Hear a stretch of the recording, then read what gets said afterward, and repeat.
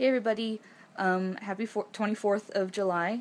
It's the pretty much a Mormon holiday because it's Utah only and it's all about the pioneers coming to Utah and settling and giving us this grand, wonderful desert, blisteringly hot environment to live in.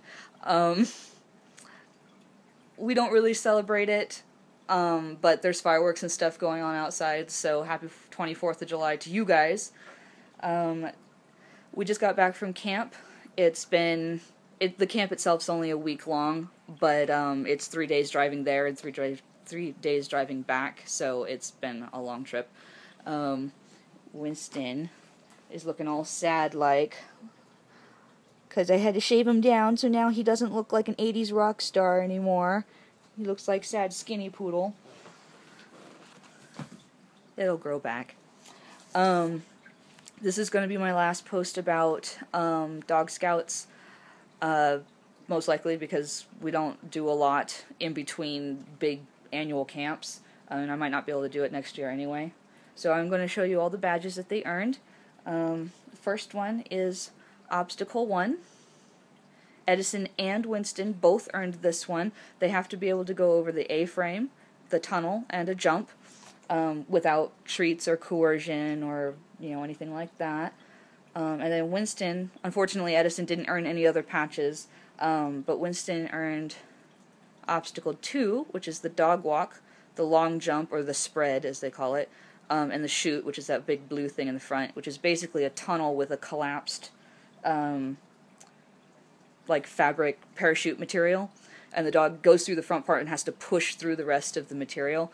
Edison would have gotten that patch, but he was a little disconcerted by the material, and he got tired really easy, so then he'd get sick of it. Obstacle 3, which is the tire jump, often believed to be the most dangerous of the agility obstacles because the tire itself is not detachable from the frame. So if the dog hits it going at its 20 crazy miles an hour or something like that, if it doesn't come off, it can hurt the dog.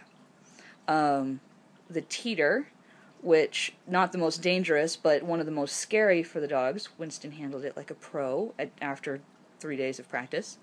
And the platform, where they have to do a sit or down stay for 5 seconds to show control and self-restraint on the field. And again, actually Edison would have gotten that one too, and he was doing really good on the teeter, but then after a while he got kind of like, I'm not so sure about this.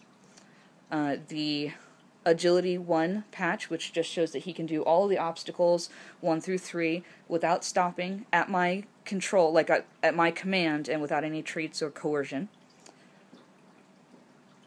Boating safety, which means that Winston will stay in the boat despite distractions, which was hard for him. The first time he tried it, he did jump out of the boat when we threw a ball.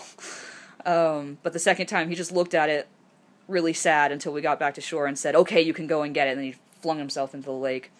Edison almost got that one too, but he was having a hard time getting in and out of the boat on his own. Lure coursing. Winston did really, really well with that one. Edison sort of will do it, but mostly just wants to chase Winston. There's a really adorable video of him starting to do it and then veering off and going to Winston. And then scent detection, which I mentioned before. So that's all about dog camp. The next time I see you guys, I'll be on my honeymoon.